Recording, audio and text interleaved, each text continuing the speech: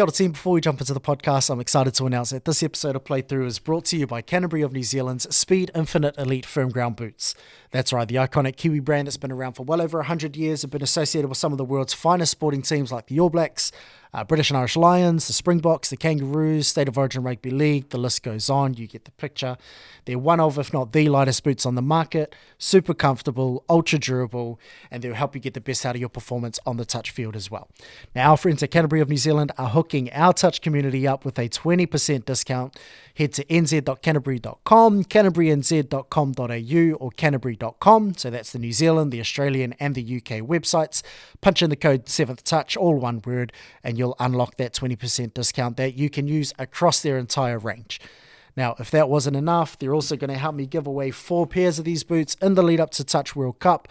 And on top of that, they're also going to chip in an extra 4 pairs of Canterbury slides as well. So do yourself a favor, head to the 7th Touch Instagram page, check the giveaway post. It'll be pinned at the top of the page.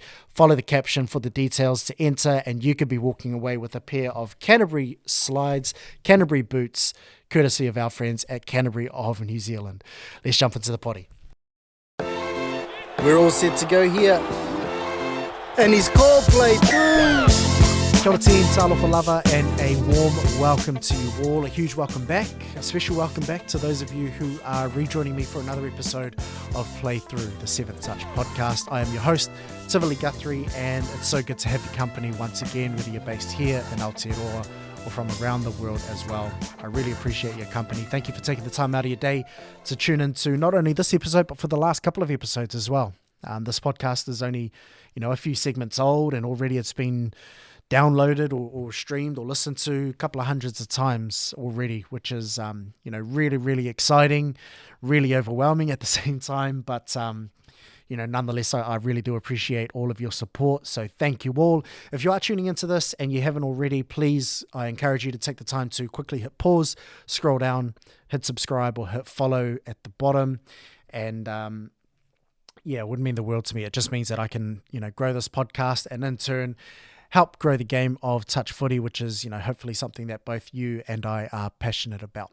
Now, as it stands, we are a mere 7 days away. We are ticking down slowly, 7 days away from our showpiece event, the 2024 Touch World Cup, taking place in Nottingham, England, from the 15th of July to the 21st. It's been a long 5 years. I've said that the last couple of episodes, but 5 years and some change, and this tournament is well overdue. I, for one, am really excited about it. If you're tuning into this, hopefully you are as well. 7 more days is all we have to wait until the biggest edition of the Touch World Cup is taking place. Just under 190 teams from 39 nations across 13 grades set to do battle at the University of Nottingham up in the UK, the first tournament or the first World Cup there to be held since 2011. University of Nottingham, excellent facilities we've seen over the last maybe sort of 6 or 7 years. They've hosted some other international events, including the European Touch Championships a couple of times, the Atlantic Youth Touch Cup, as well as hosting a whole heap of English nationals and NTS competitions as well. So yeah, I'm really excited for this tournament. Hopefully you are as well. It's been really cool the last couple of days to see more and more individuals start to pack their bags and get their passports ready, heading over to the UK. I wish I was heading over, but hey, next one is in 2028 in Aotearoa, right here in my backyard. So hopefully that's the one. I haven't been to a Touch World Cup since 2011, which is I suppose it would have been a nice segue into the strips I've got behind me if you're watching on YouTube, but we'll get some housekeeping out of the way first. Our Canterbury of New Zealand giveaway is still open, so if you haven't already, head to the 7th Touch Instagram page, check the pin post at the top of the page. It is a giveaway for a pair of brand new Canterbury of New Zealand Speed Infinite Elite Firm Ground boots, as well as a pair of Canterbury slides as well. We'll be giving away 4 pairs of those right before the World Cup. I'll announce the winners on Sunday. This coming Sunday, which is the day before tap-off. So if you haven't already, enter or tag a mate so that they can enter. Entries are open to anyone, anywhere in the world for a pair of brand new Canterbury boots and Canterbury slides as well, courtesy of our friends at Canterbury of New Zealand, as well as a 20% discount that you can use across the UK, New Zealand or Australian websites. Head to nz.canterbury.com if you're in New Zealand, canterburynz.com.au if you're in Australia, or canterbury.com if you're in the UK. Punch in the code 7th Touch and you'll unlock that 20% discount across their entire range. So massive thank you to our friends at Canterbury of New Zealand. That'll run for the rest of the year, so you've got plenty of time to get some goodies from their website. Now, yeah, just backtracking to the strips behind me. Obviously, we've got the Goat Range tee. Jermaine Dayberg Muir is up there. Those are still available for pre-order on 7thtouch.com. You can grab a Drummy one, a Peter Walters one, Dylan Hennessy and Remus Gentles as well. But next to it is, man, to be honest, it's right up there in terms of my my Touch memorabilia, and it is a match-worn Hideaki Nara playing strip from the 2011 Touch World Cup. Now, if you were tuning into the last episode, I mentioned that I got to go to the 2011 World Cup in Edinburgh, Scotland. It was such a cool experience, and I got to play a couple of times against Hide, who is quite literally the GOAT of Japanese touch. He is, the greatest of all time, puts a lot of work and a lot of effort into growing the game, not only in Japan, but around the world as well. He's already been to Europe a couple of times this year. One of the best exponents of, footwork in our sport. He's got some crazy steps, and he's been, doing that for the last couple of years as well. If you haven't, or if you don't already, I'd highly recommend you go and follow him. He's got some really cool coaching sessions that he does all around the world, which is, really cool. Quick story about that strip. So, as I mentioned, I played at the 2011 Touch World Cup. When we played against Japan, we played against him a couple of times, and man, he was just like, his style of play was just incredible. Like, for a nation that at the time, I think they were even still considered not developing, but they were, sort of slowly climbing up the ranks. They ended up finishing 4th at that tournament. And after our final, I, had to go and seek him out to see if he wanted to trade some kit. That's how much of an impact he had on me as a young 18-year-old. Went over a few language barrier issues, I think, from memory, but got the deal done in the end. He's got or traded one of my playing singlets for his, and now that's proudly up for this episode. And when I get the chance to get some sort of pool room of memorabilia or some sort of man cave, that'll be one of the first things to go up. So thank you, Hide. I'll be playing for the Japanese 30 men's at this World Cup. One of the only players, one of only two, I think, from my research, that has played in 5 separate World Cups in the open grade. So a massive shout out to Hideaki Nara and the Japanese men's team. But heading into the 2024 Touch World Cup, if you've been joining us for the last couple of episodes, these episodes leading up to the World Cup are basically just a breakdown of the 3 open grades. Once again, aroha, big apologies to those participating in the Masters divisions or the senior divisions. Just a lot to cover as we head into Touch World Cup, and not quite enough time to give you guys a proper breakdown of some of those grades. So we're focusing on the open grades. We've done the mixed open, we've done the women's open, and today it is the men's open, the blue ribbon event, or the blue ribbon grade of Touch World Cup. Now, just to recap, these breakdowns are pretty much educated predictions based on information that is available to me at the time of recording of the episode. Just takes into account, previous form, previous results at past events that teams have participated in over the last couple of years, and results of those, as well as what you see on social media. There's quite a lot that you can get out of a quick 15-second story or 1-minute reel, a compilation. It's something that I try to keep my eye out for, just to sort of see how teams are trekking heading into the Touch World Cup. Now, I'd like to reiterate that it is information that is available at the time of recording. Just a quick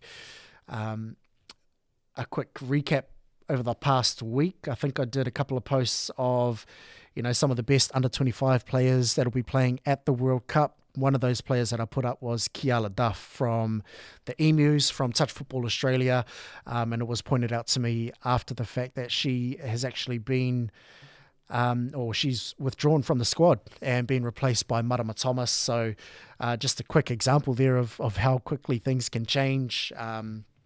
But, this is basically a breakdown based on what I can find out at the time, giving you guys hopefully as accurately as I can. Now, the men's open grade, as I mentioned, the blue ribbon grade of the entire World Cup. It's been one of the three grades, the women's open and the mixed open being the other two that have been contested at every single World Cup since the first one in 1988. And Australia have dominated. Just like they have in the women's grade. They've won every single grade from 1988 right up until 2019. There have been a few close encounters, though. I know the 95 World Cup, which is it's widely regarded, especially in Aotearoa, of one of the best New Zealand men's sides to leave New Zealand shores for a World Cup. Captained by Peter Walters, had some other great players in there, the likes of Remus Gentles, Chucky Tormai, the Nepe brothers as well. So, a really strong competitive team. Unfortunately, they couldn't get the job done, or fortunately, if you're Australian. 2003 was another close one where it went right down to a drop-off, down to 4-on-4. Australia's Shane Fredrickson managed to get the winning try. That's probably the closest that New Zealand has ever come to toppling Australia. There was another 1-point win in 2011 and a 1-point win by way or to the Emus in 2019 as well. So it's been really close for some of them. There have been a few shellackings for want of a better word. 2015 instantly springs to mind. 1999 instantly springs to mind. A couple of editions of the tournament where the Australian men's open side were just on right from the get-go, and bit of a pasting. I suppose it's coincidental that both of those World Cup events were on home soil. So just a quick history there. We'll see what two teams make the final at this World Cup, and in the men's open grade, I reckon it is one of the most tightly contested grades that have ever been at a World Cup. That's what it's shaping up to be anyway. There's 16 teams that competed in 2019. That's been bumped up to 20 in 2024, so an extra 4 teams in this grade. They've been broken down into 2 pools of 10, Pool A and Pool B. And we'll just get stuck straight into it, shall we? So Pool A, we've got Australia, the hosts England, they've got France, Hong Kong, China, Lebanon, Oman, Papua New Guinea, Scotland, and USA. They were scheduled to have Samoa in there as well. Unfortunately, though, it is a real shame. Samoa have withdrawn from the men's open section. Personally, I'm not sure the reasoning behind that. But, for a team that finished up, Finished up, I think it might have been about 9th at the last World Cup, so just on the cusp of that top 8. It is a real shame, but that has evened up the pool somewhat. So we've got a 10-10 even split, 10 teams in Pool A, 10 teams in Pool B.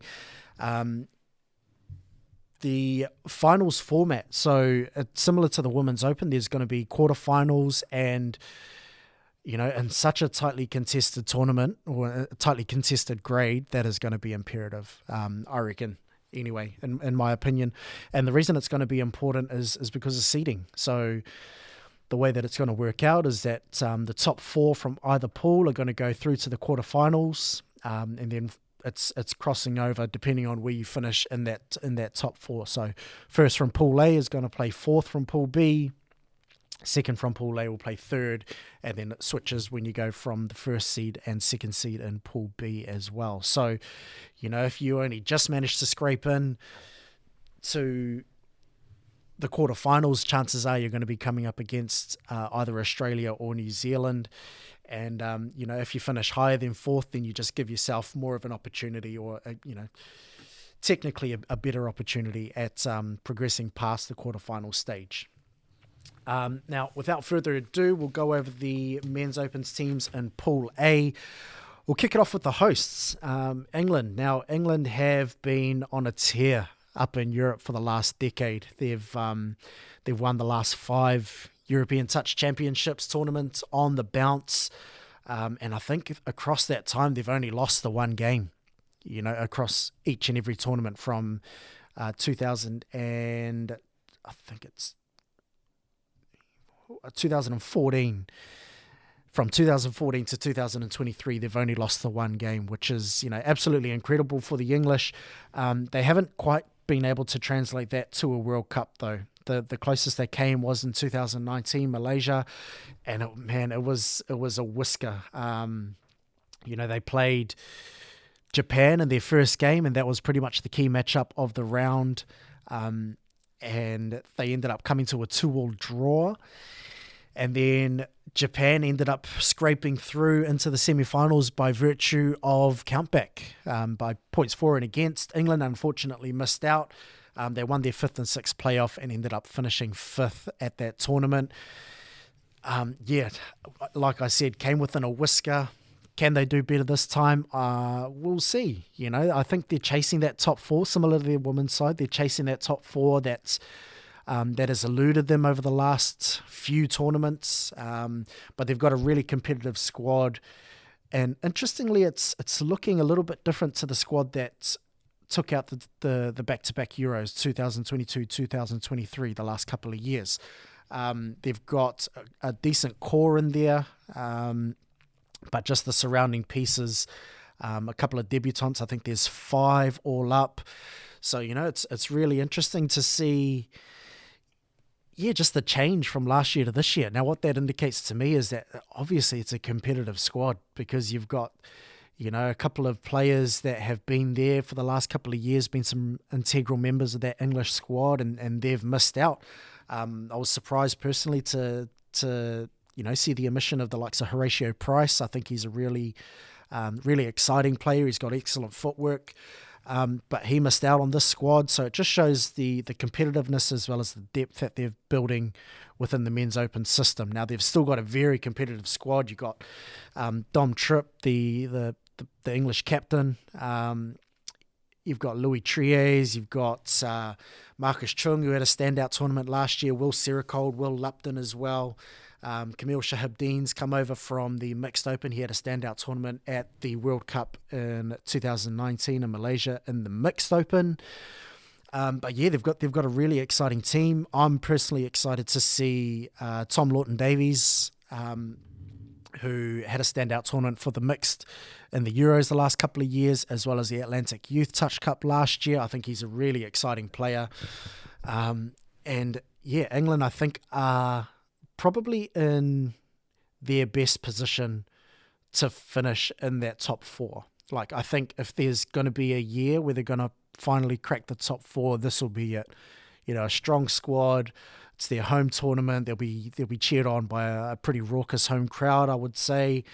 So, I think their men's and women's team have a good shout of cracking that top 4. Now, whether they do, they've got their work cut out for them, because in Pool A, it's a pretty strong pool. So, trying to crack that first, second, third spot, and even 4th spot, I would say, is going to be a tight tussle. I personally think they'll finish within the top 3, and their make or break game is likely going to be against Lebanon. Now, Lebanon is, it's like not so much a Cinderella story, but man, it's not far off. You've got Coach Michael Moussa, who's been, one of the standout coaches on the Australian scene. He was helping out Swain Ravelli in the Women's Open at the last World Cup. He's been coaching in the youth systems as well for a number of years. He actually played in the Lebanon Men's Open team at the 1999 and the 2007 Touch World Cups. And they were pretty competitive at those tournaments as well, the Lebanese. They finished up 5th in 99 and got a bronze medal in 2007. They had a strong team that year as well. And he's at the helm. He is coaching this Lebanese men's team, and they've got a really strong team. Like, just looking at them, they've got the Catalano boys. They've got a really strong sort of Western Sydney influence. They've got a large makeup of them play for either Wests or Parramatta. Just sort of that inner West makeup that makes up this Lebanese team. So you've got the Catalano boys, you've got the Azzi boys, you've got Luke Mansour, you've got Stephen Tashi, who was there in 2007 as well. But the two that I'm most excited to see is the two former Emus, Rob Nackler and Jason Stanton. Rob Nackler, Knuckles, he's been around for a wee while, played for the Australian Men's Open for a number of years out on the wing. A real mainstay of that Australian system, but I'm not sure whether a lot of people know, but he was actually another member of that 2007 Lebanese team. So before he played for Australia, before he made his debut for the Emus in 2009, a couple of years before that, he was playing for the Lebanese. So, I'm really excited to see Rob Nackler go back to Lebanon and lend his experience and give all of that to the young players that are coming through, because it is a relatively young squad with some elder statesmen in there. And speaking of elder statesmen and experience, you don't get much more experience than the great Jason Stanton. He's been around for a wee while as well. And, you talk about Rob Nackler being part of the 2007 Lebanese team. Jason Stanton was actually part of the 1999 Lebanese team at the Touch World Cup in Sydney. He's been around for donkey's years, and he was another one that really made his mark on the Australian team. He was part of their system for a good sort of 5-10 years.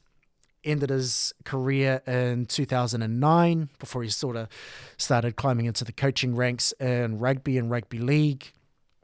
So it's really exciting to see him back. He'll be 48 at the time of the tournament. I'm not sure whether he'd want me to say that on the podcast, but that's incredible for someone who has so much experience and such a good read of the game.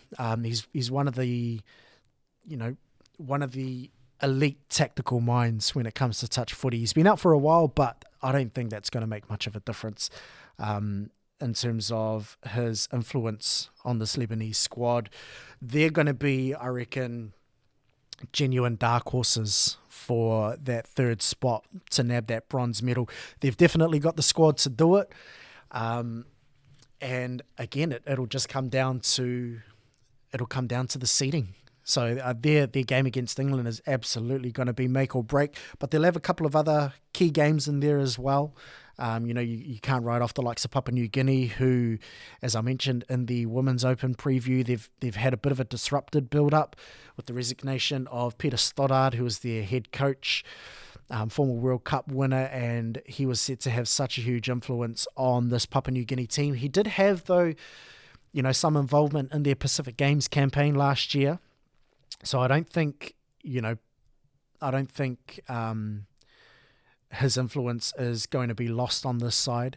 And, when you look down their team list, hopefully they do take the same team that was named on their social media account. But, the players that they've named, it's not like they're coming out of nowhere and naming nobodies. These are well-established servants of Papua New Guinea touch, the likes of Eugene Eka, Bobby Vavona, the Hookie boys. Nate Wood has been around for a while, and Andrew Turlom, who is their skipper. Now, that's a pretty decent core. The key players are still intact, and, we're still talking about a team that finished third in 2015.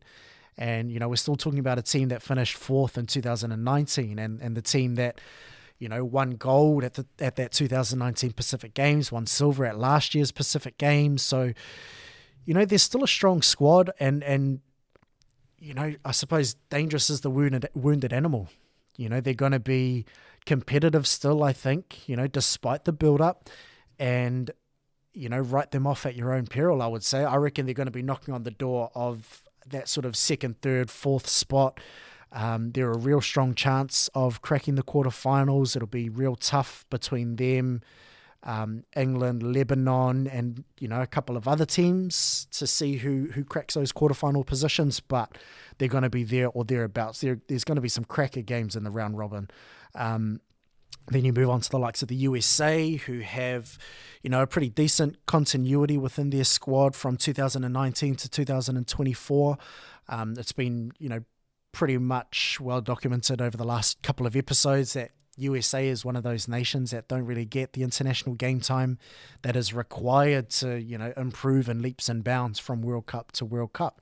And that's a shame, but they've got some good systems and some good people in places, led by OJ Hawea, who is the president over there. And he's really thinking outside the box in terms of trying to get USA up to that next level. They finished 8th in 2019, which is very, very respectable, and all the more respectable when you consider the fact that in their pool, they finished second equal at the end of round robin play. And the only reason they didn't progress to the semi-finals was, again, because of points for and against. So, 2019 was actually a pretty close year when it comes to the open men's section. And 2024 is going to be even more close and even more exciting. I think for the USA, you're looking at Jackson Roberts, who's a pretty good pickup, plays for Southern Storm in the Metro Cup. But I think a lot of their hopes are going to hang on Lincoln Little, who, a long-time servant of the Doyleson Dragons and that sort of Hunter region, Hunter Western Hornets as well, setup that they've got there. So I think, seeing those two in tandem might be quite intriguing. We'll see how they go. It's again hard to write them off, but I think they'll be challenging to really scrape and claw for that third, fourth position. I think the other thing with the US is that you can't count out the influence of Tony Trad. Now, Tony Trad has had his fingerprints on the US setup over the last sort of 12 months. And, with that came the tour of New Zealand that they did earlier in 2024, earlier this year, where they travelled to New Zealand and played in the Nationals as well. So that would have been a real eye-opener for them in terms of, different play styles and really trying to up their game. A real intriguing side that I'm excited to see. Could they be dark horses? Potentially. I would probably reserve that for the Lebanese within not only this pool but this entire men's open grade. But they're still going to be a dangerous proposition for any team within this pool. Heading back over to Europe, you've got Scotland, who have pretty much hit the reset button after the 2019 Touch World Cup and after COVID as well. So as I mentioned in the last couple of episodes, that COVID period, sort of 2019, 2020, 2021, has really had an impact on a lot of nations worldwide. And Scotland are no exception. You look down at their men's team list from the last World Cup to this World Cup, and you can count on precisely 0 hands how many players they've got that will be backing up at this World Cup.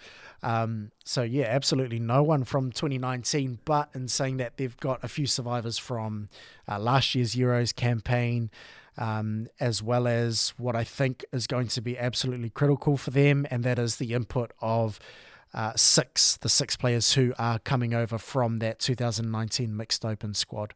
So, the Scotland Mixed Open in 2019 at the last World Cup, they won Europe's first ever medal in an open grade. They won bronze in the Mixed Open, and you've got 6 of those players: Finlay Lockhart, Marshall McLeod, Lewis Burns, Mikey Short, Chris Ragg, and James Tweedy, who are making the jump from the mixed to the men's. Now, they all played in the men's 5 of them anyway, played in the men's open at the Euros last year. And in addition to that, you've got a couple of other players as well that were part of that squad. So, they've got some pretty good continuity as well. They've got a good squad, a good core that's still intact. It's just, they've got their work cut out for them, though, just purely by being in a tough pool. Their games against PNG, USA, Lebanon, England, and even France, to an extent, are going to be crucial. But in any case, they'll want to better their 2019 effort because, it was probably admittedly on Scotland's behalf a pretty disappointing tournament. They failed to win a game, finished bottom of the pool, and only won the one, which was their playoff game, to finish one off the bottom of the ladder. So, Scotland, I think, will be coming in with high hopes, and it only being across, a short drive from Scotland, you'd hope that they'd have quite a few supporters that make their way up to Nottingham to lend them some support as well. France is another one that have been sort of there or thereabouts in the European scene. They've all, really gone down to England over the last couple of years, although in saying that, France was that one team that beat England, broke that unbeaten run at Euros. And I think I wouldn't say disappointing, but just a really interesting move is that a lot of those players that were a part of that 2022, 2023 campaign have stepped aside, and it's really been a bit of a changing of the guard for Touch in France, particularly in the men's open. They've still got about 8 players that were there at Euros last year, but some of the players that they've lost, you're talking about almost 300 test caps worth of experience, as well as their captain. So Yannick Bizek, who was their captain the last couple of years, he's stepped aside, as well as Jérôme Mazard, Remy Merlot, Hugo Berriat. So they've got plenty of test experience that has stepped aside, and they've pretty much said to the newbies, step up, this is your team now. So real interesting timing, I would say, timing of those changes.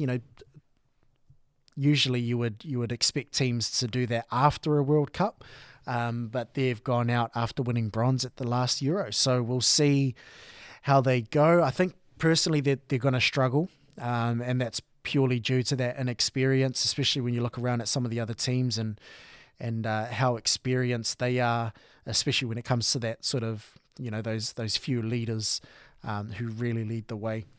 Hong Kong and Oman, I think they're going to struggle. Unfortunately, Hong Kong had a few friendlies with Singapore last year where they showed, some pretty decent growth from the first game until the last game. I think they only ended up going down by 1 to Singapore, who are, sort of in that middle of the pack when it comes to the men's open and international touch. Oman will be making their very first international touch tournament ever.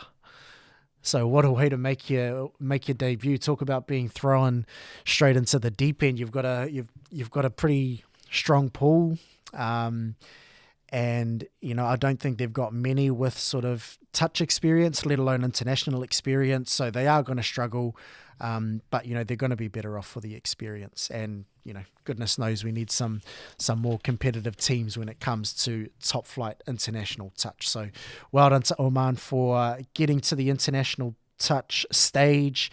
Hope they do well at the World Cup.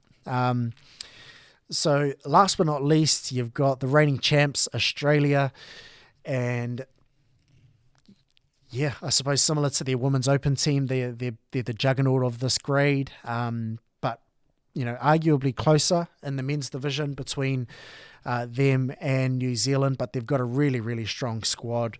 Dylan Hennessy is captain, arguably the best player in the world. You've got the likes of Peter Norman, Jordan Marshall-King, and Sean Francis, who'll be coming back from the 2019 campaign. Everyone else is brand new. They've got one debutant in Luke Kane, who's had a pretty strong season, to be fair, for Central Coast, as well as Hunter Western Hornets. He's been knocking on the door for the last couple of years. I remember he had a strong showing at the the NRL Touch Premiership a couple of years ago for the West Tigers as well. So he finally gets his shot, and then the surrounding pieces are all just players that, have been performing at a high level over a number of years. A lot of them got their debut at last year's Trans-Tasman, and talk about making the step up. Man, geez, they really went from making their debut to being world beaters and looking like genuine players in top form. You talk about the likes of Harry Griffin, Hayden Moffat. They were outstanding at the last Trans-Tasman. Jamin Bob was amazing. They've got a really strong squad. I think defensively is where Australia's always had the edge.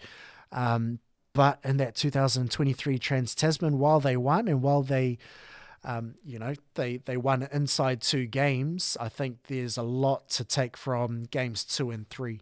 Everyone looks at game 1 where they sort of romped to victory by a couple.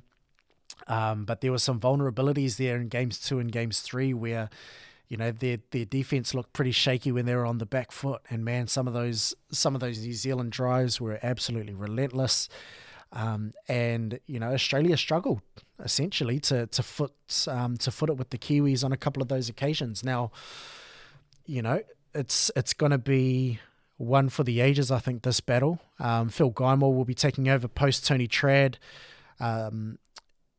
Traddy called it quits for the Australian Men's Open side after 4 World Cup victories in Malaysia. And then, Phil Guymore, he's a really, really seasoned coach. It's a tough job taking over from Tony Trad, but if there was a coach that was ready to take over, it would have been Phil Guymore.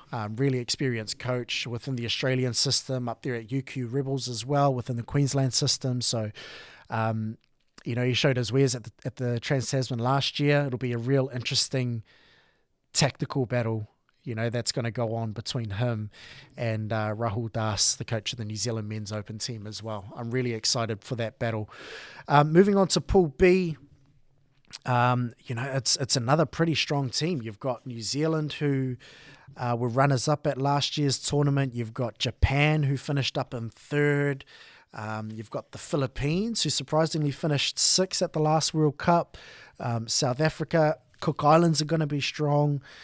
I've basically rattled off the whole pool, but you get the idea. It's going to be a tough pool to get out of and to qualify in that top 4.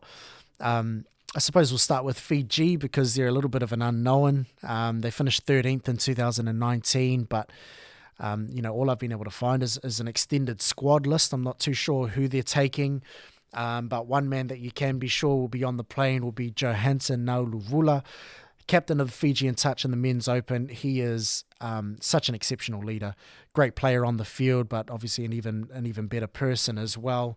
And he'll be leading Fiji from the front. And I suppose you can't discount the influence that the Fijian Cup has had over the last couple of years as well.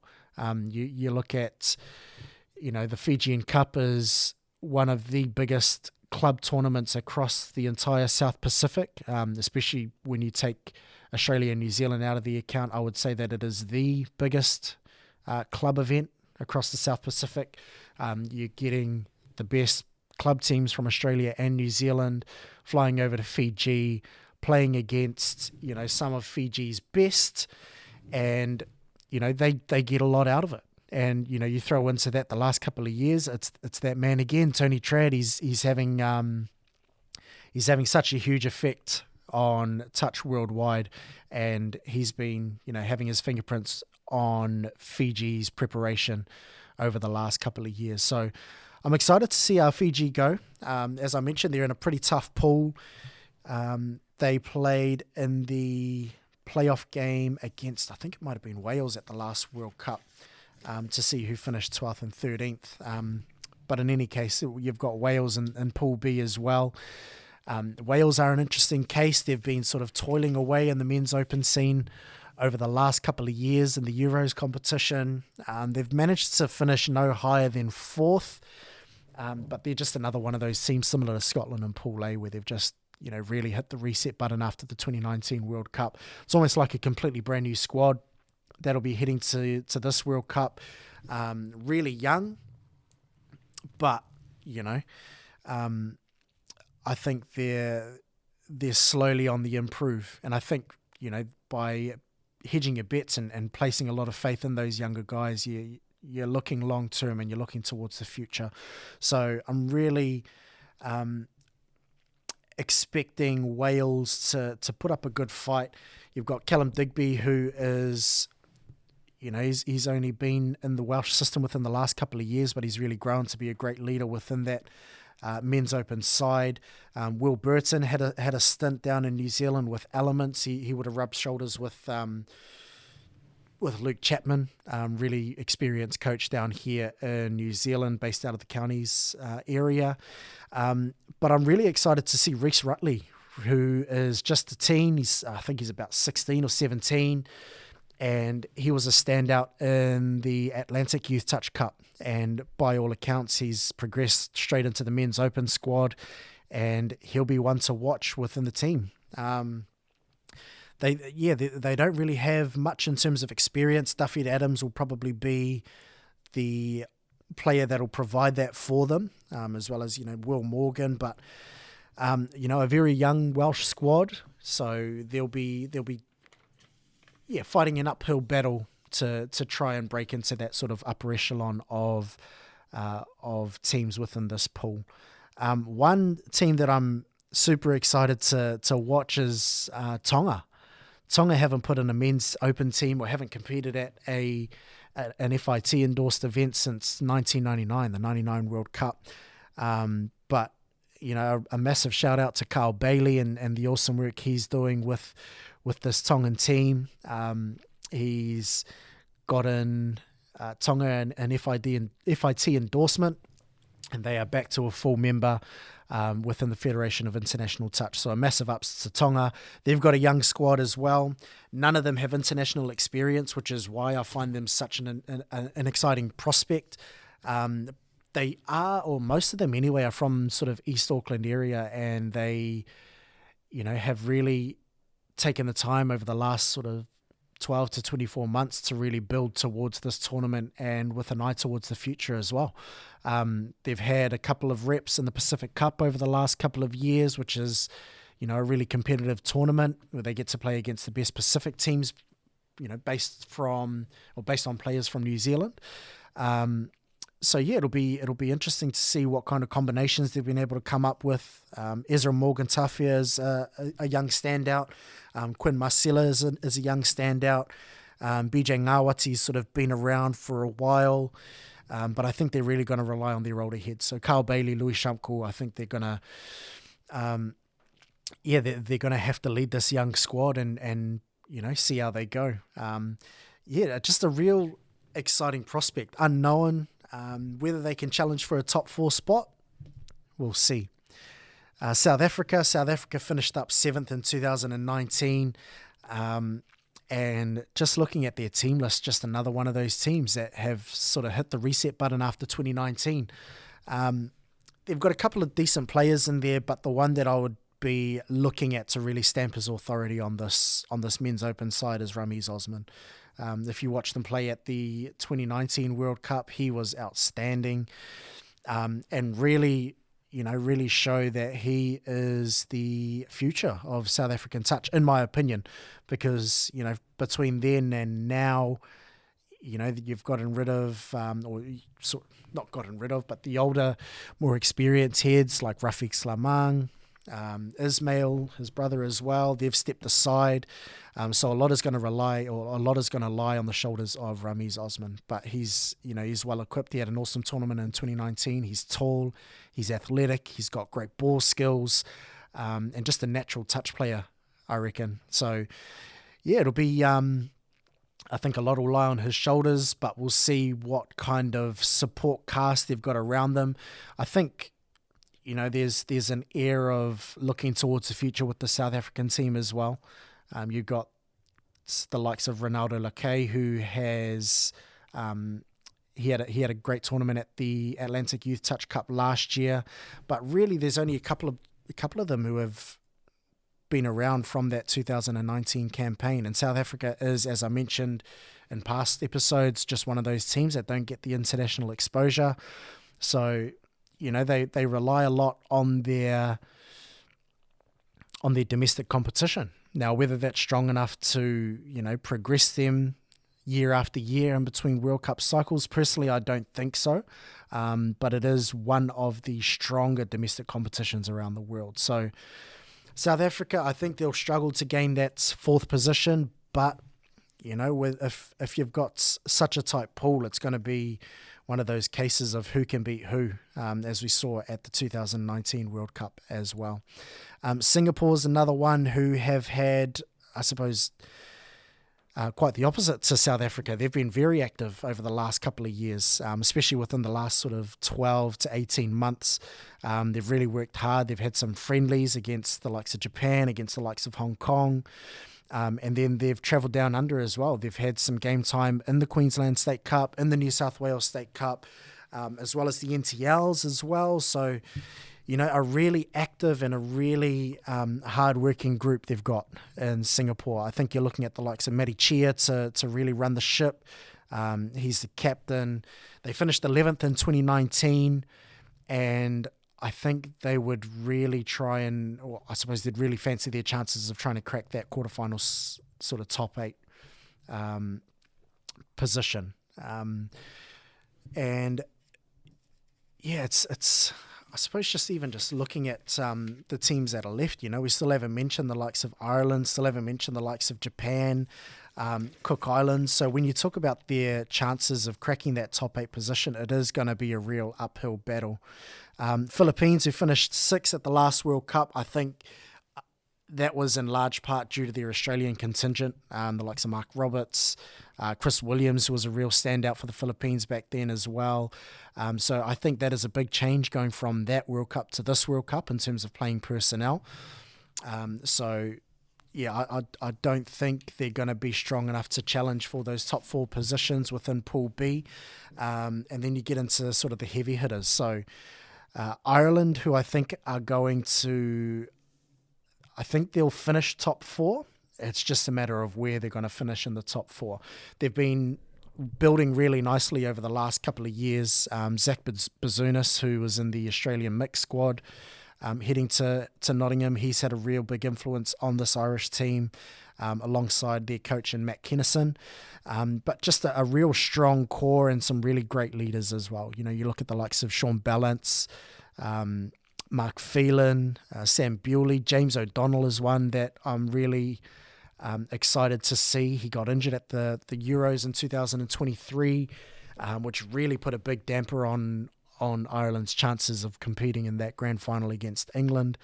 But they've just got a really strong squad. I think, a good core has remained intact. I think there's about 10 of them that have come over from that 2023 campaign. And I suppose similar to England, like there are some tough decisions that the coaches would have to make in terms of selection, because some of the names that have missed out, you're thinking, geez, that must have been a tough call. They've got a couple of young guns. You look at the likes of Kieran Byrne, Kyle Lever, who have both come over from that mixed open scene, but still both quite young.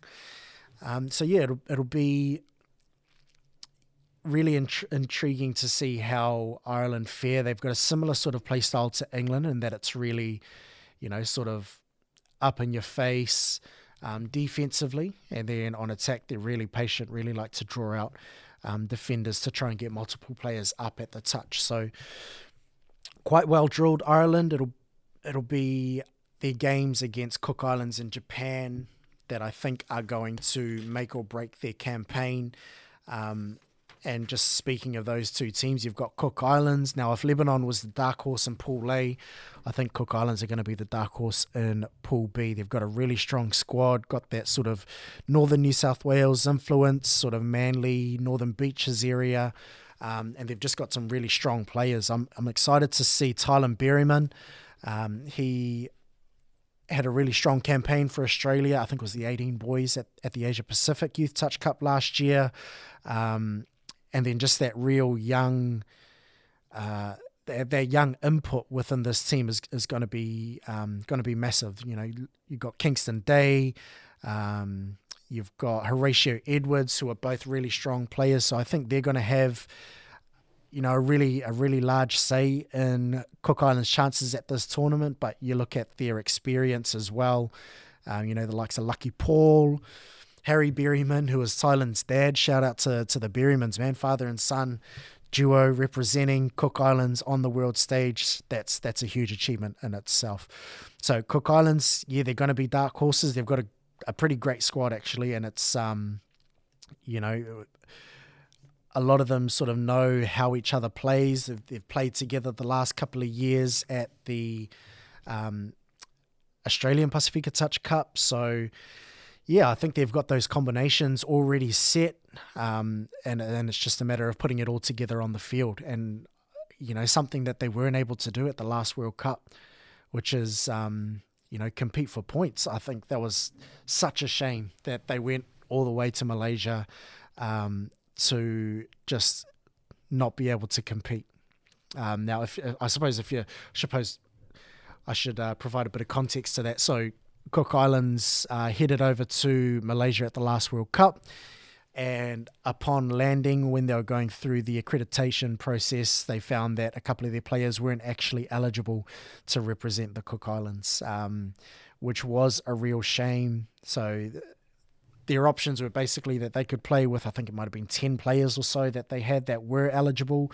So FIT said to them, you can play with the 10 players and play for points, or you can play with your full squad and it be considered a forfeit across the board. And, you're not going to play in 40-degree heat with 10 players. That's unsafe, as well as just,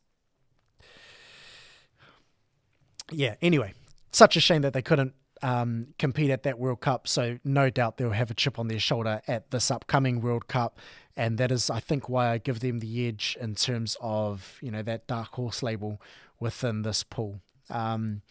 They're going to have a key matchup with Japan, the reigning bronze medalists. Now, I haven't been able to find any team lists from Japan, but I can't imagine there being too much change between the 2023 Trans-Tasman and this World Cup. They've had a solid 12 months worth of prep. They played in the Trans-Tasman last April. A couple of friendlies against Singapore where they swept them.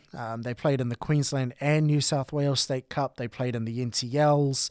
So, they've got a really solid 12 to 18 months body of work that they can rely on heading into this World Cup. I'm really excited to see Seiji Yamamoto, who is arguably the best player in Asia at the moment. He's really instrumental in that Japanese side. But, their play style is going to prove problematic for some teams. I think the extension from 5 meters to 7 meters really suits them in terms of their play style. So I'd love to see how they can use that to their advantage against some of the other nations that are going to be competing at this upcoming World Cup. Favourites to top the pool, though, in my opinion, New Zealand. Man, they've got a squad. From 2023 to 2024, they've made 6 changes. But with those 6 changes, it's, each of them have represented New Zealand in the past. So it's a recall in some ways. And, I think just they've gotten taller. They've gotten more length. They've gotten more athletic, I believe, going from 2023 to 2024, and I reckon they're going to put up a heck of a fight when it comes to, the pointy end of the tournament, come semi-finals, finals time. They've got great leadership. You look at the likes of Mida Graham, Maddie Sinclair, and then the recall of Ray Hanasuta-Finch, who missed last Trans-Tasman, the recall of Sean Law, who missed last Trans-Tasman. I think they're going to be really, really influential in terms of how this team, or Carlos Savage is another one who missed out on last Trans-Tasman. Those are, those 3 recalls, Rayhana, Carlos and Sean, that's over 100 test caps easily that you're recalling back into your squad. So, that's going to hold them in good stead. I think a lot of eyes are, naturally going to be on E4 Jones. He was incredible, absolutely untouchable at the last Trans-Tasman. Unfortunately, it didn't translate into a win, but man, he put some of those Australian defenders on skates. I think a lot of eyes are going to be on Lance Davids as well. He was really strong at the 2023 Trans-Tasman, making his debut as well, but just showed that he belonged there, absolutely. But I think the key for New Zealand is going to be Matty Sinclair. And that's purely due to his combination with sort of different branches of the New Zealand team. So, if you paid attention to the Premier Touch League, where he was playing for the Northern Strikers, he had a really good combination with George Thurban Burgess, who makes the jump from the mixed into the men's for this campaign. Then you got his club mates, Nat Turner and Matt Hutchinson. So that's another sort of combination that he's got there. As well as counties. So then you've got his Waikato combination, Mita, Raiki, Carlos Savage, Awa Morris, Trey Poihipi, so Finn Barnett, another one. So, I think New Zealand have got a really strong squad. I think they've gotten stronger from 2019 to 2024. Rahul Das is an amazing coach who, is real meticulous in his preparation. And I think he's going to have these boys fizzing. At the Trans-Tasman, they really showed in glimpses in Game 2 and then definitely in Game 3 that they can foot it with the Aussies. When they had Australia on the back foot and they just had that roll on coming through the orange zone, they just were on top of them, didn't give them a chance to reset or give them any sort of reprieve. And when they played like that, they were close to unstoppable. And Matty Sinclair, when he's coming off the back foot, he's pretty dangerous off his scooping game, as we saw at Nationals earlier this year. So, a really strong New Zealand team. I think they're going to be definitely in the final, but it's a really, really close call. Like, you're talking about splitting hairs when it comes to picking a winner between those two teams, Australia and New Zealand. But if there's a year where they're finally going to break through and win their first men's open gold medal, this is probably the year in the squad to do it. Really, really interesting to see how New Zealand goes at this World Cup. I think if we're talking quarterfinalists, predictions, Pool A, I reckon Aussie's got that top spot sewn up. Lebanon and England, I think, will be in there. The last place will be a shootout between Papua New Guinea, USA, Scotland, and maybe France at an outside shot.